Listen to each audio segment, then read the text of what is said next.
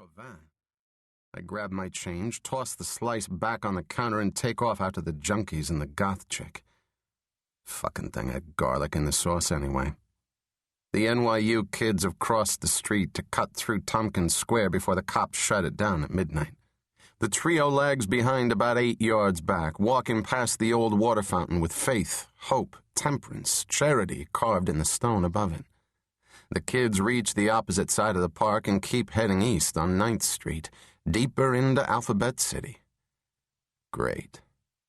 This block in 9th between avenues B and C is barren, as in empty of everyone except the NYU kids, their trailers, and me.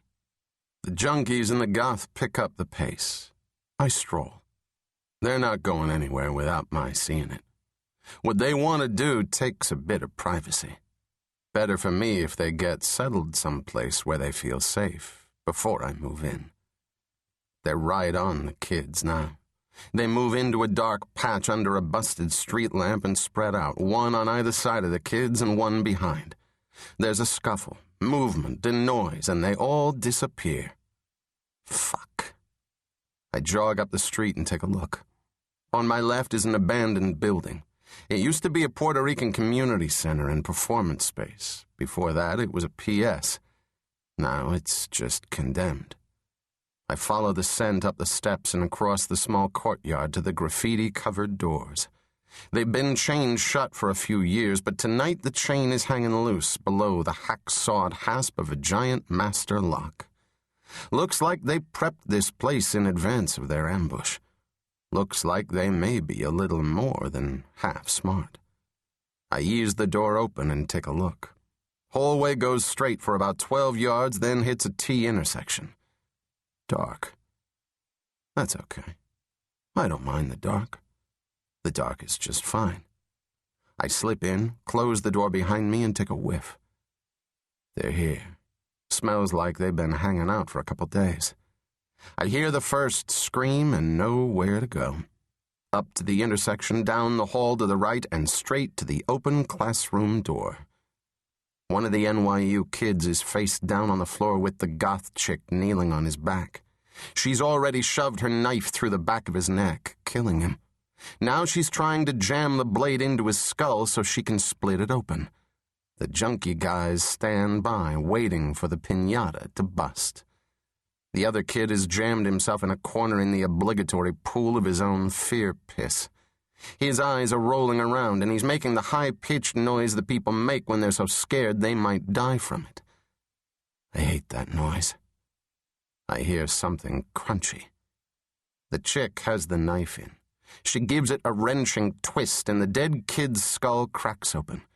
She claws her fingers into the crack, gets a good grip and pulls, tearing the kid's head open like a piece of rotted fruit. A pomegranate. The junkies edge closer as she starts scooping out clumps of brain. Too late for that kid, so I wait a couple seconds more, watching them as they start to eat and listening to the other kids moaning go up another octave. Then I do my job. It takes me 3 silent steps to reach the first one. My right arm loops over his right shoulder. I grab his face with my right hand while my left hand grips the back of his head. I jerk sharply clockwise, pulling up at the same time. I feel his spinal cord tear and drop him, grabbing the second one's hair before the first one hits the ground. The chick is getting up off the kid's corpse, coming at me with the knife. I punch the second junkie in the throat and let him drop. It won't kill him, but he'll stay down for a second. The chick whips the knife in a high arc, and the tip rakes my forehead. Blood oozes from the cut and into my eyes.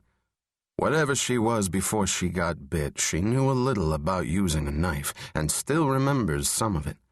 She's hanging back, waiting for her pal to get up so they can take me together. I measure the blank glaze in her eyes. Yeah, there's still a little of her at home. Enough to order pizza and pick out these kids as marks. Enough to cut through a lock, but not enough to be dangerous. As long as I'm not stupid. I step in and she thrusts at me with the knife. I grab the blade. She looks from me to the knife. I'm holding it tightly, blood spilling out between my clenched fingers. The dim light in her eyes.